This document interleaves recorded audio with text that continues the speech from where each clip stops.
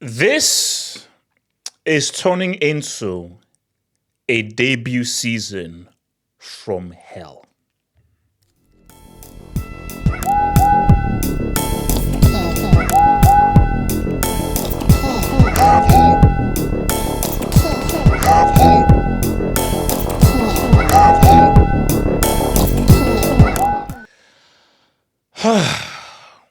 So there are two stories here. So let's look at this. So let's look at the France story. Now, I don't know how true this story is because there might be a Roman Molina French press tax. So Mbappe no longer wants to play for France in the current situation he faces after being left out of two consecutive Les Bleus squads. The France captain seems to have fallen out with head coach Didier Deschamps. Now, the reason why I'm not sure how much truth there is here is because the story we got told was, no, Mbappe is pulling out of the French squads because he wants to preserve his fitness. And guys are, oh yeah, that makes sense. I mean, he's struggling at Real Madrid and he just feels that playing these Nations League games, which everyone knows are irrelevant, will only grow to hamper him as he tries to gain sharpness in order to try and say what's up for Real Madrid. So I don't know how much to read into it, but the narrative, perception is reality. Because there's a narrative that's now building amongst Mbappe. Because when you now look at this and you combine it with this, Mbappe has expressed dissatisfaction with Ancelotti's tactical system, telling those close to him that he's used to the setup at PSG, where he reference point, something he hasn't found at Madrid. There is so much stuff to unpack here. So bear with me, guy. Get a meal and drink, like the vid. There's so much stuff to unpack here. Because now, I believe this is true. The France story, okay, I don't know. This story I believe is true because it has not worked. Now, I don't really believe it's necessarily Carlo's fault that Mbappe is playing badly, because Carlo should take some blame in terms of Real Madrid as a whole, but not for Mbappe. So, with how Mbappe has been playing and the problems that they've been having, oh yeah, this makes sense. This makes absolute sense.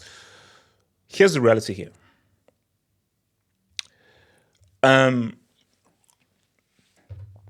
This is becoming a debut season from hell for Mbappe. And Mbappe has to realize that this is what you wanted. This is what you wanted. And there's a key point to that story where he was the focal point.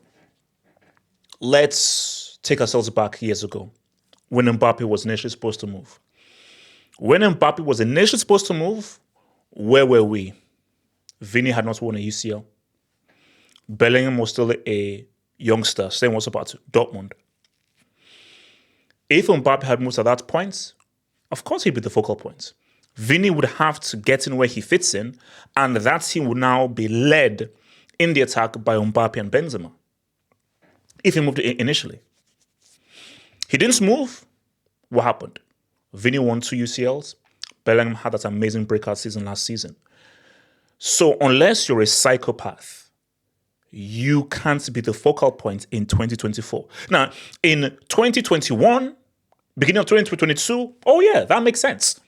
But in 2024, with what Vini has done for Real Madrid and what Bellingham did last season, Mbappe can be the focal point.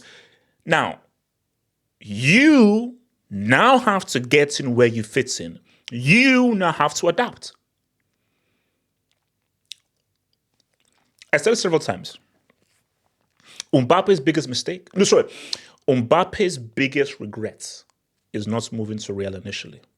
Whatever the reason was, whether Macron had a nuke to your head, not moving initially would be his biggest regret. Because as we look at things now, and I said this when it was getting closer to him joining Real Madrid, I said that, call me crazy, call me wild. You might as well stay at PSG.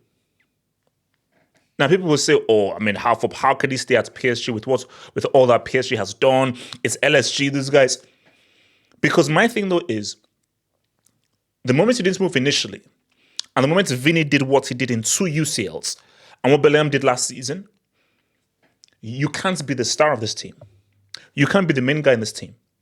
But if you stay at PSG where you will be the guy, you'll be the main guy, you'll be the main focal point, that can work for you. And you win one UCL with PSG, just one. That will mean more than 5, 6, 7 UCLs for Real Madrid. So after the fact, with what had happened, I believe the best advice was for Mbappe to stay at PSG. You know, I think I commented on this, I think when we were doing it live. What if Mbappe won that second World Cup? I believe if Mbappe had won that second World Cup, he'd be in an even worse situation. Because what is the situation we have? So much so early.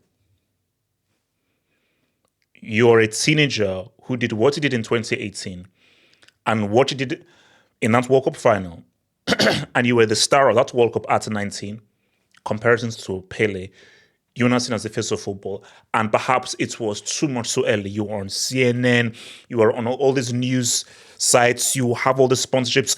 So much was thrust at you because we're like, bro, we've not seen a teenager do this on the biggest stage since Pele. And I think with all that was given to him, he felt that, oh, I now have to be that guy. I have to now be the superstar. I now have to be the statesman. I now have to have this particular brand. I have to have an ego. And he's only human. So, of course, if you did what he did at 19 and that World Cup, and then you then doubled back and did what he did in Qatar, in that World Cup final, how can you not have an ego?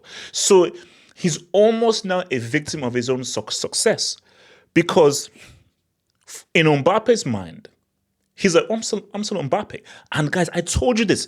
Real Madrid fans kept saying, no, it's fine. Kumbaya, kumbaya, kumbaya. It's all good. Husha, husa, husa. Come on, what's it called? Zen. Zen, zen, zen, zen, zen, zen, zen. It's all going to be cool and serene. No. Mucho problema. Mucho problema en casa en Madrid. Because my thing is, of course, there's a power struggle. Because Mbappe is like, I'm Mbappe, the World Cup winner, the huge superstar. And Vini is, oh, this is my team, the way I played the crucial role to UCLs. And because for Mbappe, you can't be the star of this team. You could be this. If Mbappe moved initially, once Benzema had left, that's now your team. See, once you moved initially, that's Benzema's team, and you're like the co-pilot. Once Benzema left, it's now your team, and Vini, all these guys now have to help to support you. But with what has happened and what Vini has achieved, this is Vini's team. It's Vini's team. And the team has to be built through and carried by Vini. The attack has to be defined by Vini. Because that's why I brought up like the France story, because I think there's a narrative being built of, is his ego too big? Is he becoming too arrogant? Does his mom have too much influence? Is he thinking he's too good, he's too great, and maybe is this now rubbing off on other teammates? Because what I'm trying to wrap my head around is, I told you, like, what Mbappe did in that World Cup final in Qatar. I can't think of anybody doing what he did. As to do that as an individual in what is the biggest game in sports, I'm like, bro, so I just can't comprehend what that man did in that World Cup final and where we are right now, where the guy can't have a first touch and the guy doesn't know how to score from open play at Real Madrid. It doesn't compute. But that's the beauty about football. Football is not an exact science. Because if 1 + 1 = 2, Real are destroying everybody. And Mbappe and Vini are ripping everyone apart. If 1 + 1 = 2. But the beauty about football is 1 + 1 doesn't equal 2. It is not an exact science. And the math never really maths up. Sorry, Miss Smallwood. Sorry, Miss Smallwood, but the math doesn't math up, Mrs. Smallwood. Let's see how this plays out. But I'll end it with this. There are two possible scenarios here. There are two possible scenarios, and these are the only two scenarios. So I'll give you the good and the bad. The good scenario is he figures it out. It's a rough patch, criticism, and Mbappe rediscovers himself. He has some soul searching, and he adapts. He evolves. He tweaks his game and becomes a different kind of a player that can fit into this Real Madrid team. And that rediscovery brings a whole new kind of Mbappe that can now take France into the future, hopefully with his dad. And you just see Mbappe having his ego in check and realizing I have to be a different player. And I have to come into this Real Madrid setup with a whole new tact and a whole new element that is different from what is before. So forget it's PSG and how things were. I have to evolve. I have to adapt. I have to be a different player. That is one scenario. The other scenario, this doesn't work out.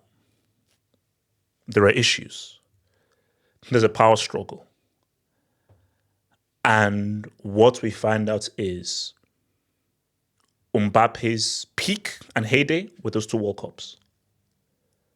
And what you just see is a player that's had too much too soon, who doesn't evolve, doesn't adapt, doesn't feel he needs to evolve, doesn't feel he needs to adapt, feels that I am still that World Cup superstar, I'm still that prodigy, and people should adapt to me because I'm not superstar.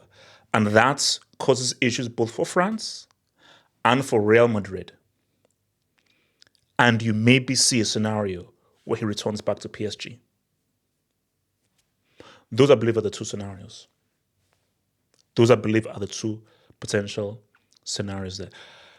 I don't know which one of those is going to happen. But I believe one of those will happen.